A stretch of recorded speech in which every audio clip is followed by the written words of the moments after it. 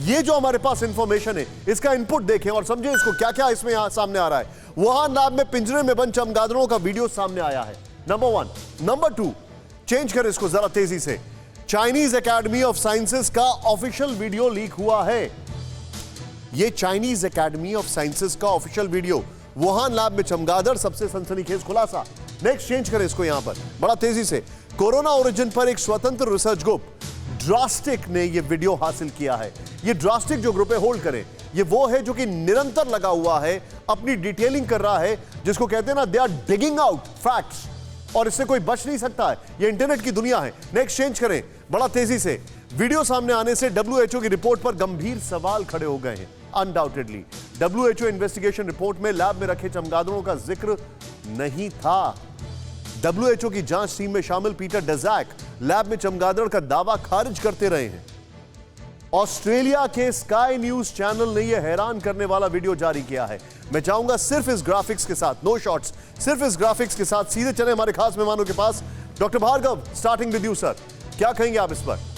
यह एक अपने आप में बहुत सनसनीखेज खुलासा है। मेरा सवाल आपसे यह है, I don't think that we need further evidence. अब तो सिर्फ उनको पुश करना है कि एक एक चीजों को जोड़ें, क्योंकि सर्कमस्टेंशियल एविडेंसेस काफी आ गए। देखिए, बिल्कुल निशान जी, बिल्कुल आप सही बोल रहे हैं। ये तो कवर अप वाली स्टोरी थी, इससे पहले जो बातें हो रही थी, क्योंकि हम जानते हैं कि WHO ने किस प्रकार से हैंड इन ग्लव थे चाइनीज अथॉरिटीज के साथ में। इसका ओरिजिन अभी नहीं, ये 2013 से इसका ओरिजिन है, कि जिस प्रकार से बैट्स पे 2012 से रिसर्च चल रही है और 130 mRNA वेरियस प्रकार के वायरसेस का इनके पास जीनोमिक लैब्स हैं, जीनोमिक फुटप्रिंट्स हैं उसके। इसको देख के तो यही लगता है कि अभी तक की सारी कवर अप थी, कि जिस प्रकार से WHO के जो साइंटिस्ट गए उनको जाने नहीं दिया गया, पहले क्वारंटाइन कर दिया गया, फिर उसके बाद जो दस्तावेज थे वो गायब हो गए, जो लोग उसमें बीमार पड़े उनका कोई आता पता नहीं है। तो इसको देखते हुए तो सब साफ दिखता है कि ये परत भर परत जब तक हटेगी नहीं, जब तक शायद हम सच्चाई तक नहीं पहुंच पाएंगे। क्योंकि सच्चाई पे इसलिए पहुंचना जरूरी है, फ्यूचर को प्रोटेक्ट करने के लिए। जो हो गया सो हो गया, बट फ्यूचर को प्रोटेक्ट करने के लिए ये जरूरी है कि हम सच्चाई तक पहुंचे। और ये भी हो सकता है कि अगर ये गेन ऑफ फंक्शन करके वायरस लैब में बनाया गया है, तो इसका तोड़ भी वहीं पे हो, इसका उपचार भी वहीं पे हो। क्योंकि जिस प्रकार से रोज वेरिएंट आ रहे हैं निशान जी, किस प्रकार से रोज वायरस और पावरफुल होता जा रहा है, ये देखना आवश्यक है। तो इसीलिए ये बहुत सनसनीखेज चीज है।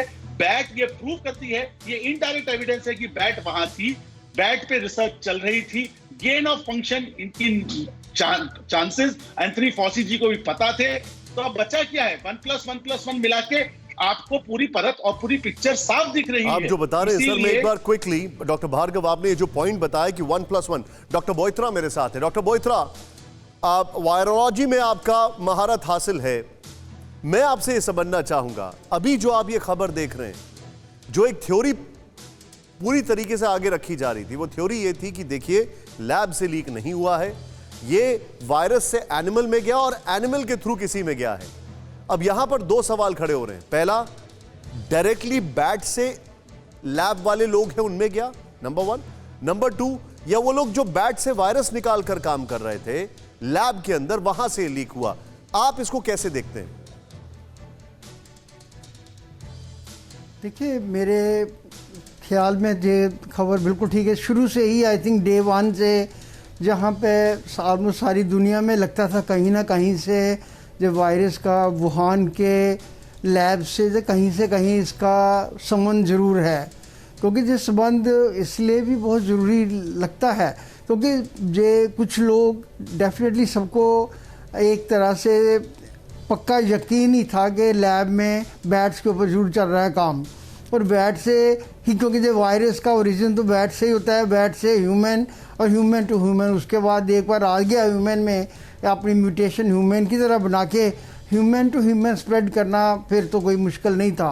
तो आई थिंक बेसिकली पूरी तरह आपसे ये सहमत हूँ कि ये वायरस जो है, अगर वहाँ से बैट से आया है, चाहे वेदर वायरस पे कोई काम कर दिया गया है, वायरस को एक नया बना के तरह से बनाना, इसको one should definitely work on it, कि कहीं ना कहीं जे अपने आप शब्द आया हो, जे भी may not be really that one, You're quite right, virus sir. को इस्तेमाल किया गया हो, जे भी एक दुनिया सोच रही है। मतलब अब इसके I think ये one should have चीजें to अब be जो हैं, इसके लिए डेफिनेटली You're quite right. फिक्र आपकी, सोमवार से शुक्रवार रात 9 बजे सिर्फ TV9 भारतवर्ष पर।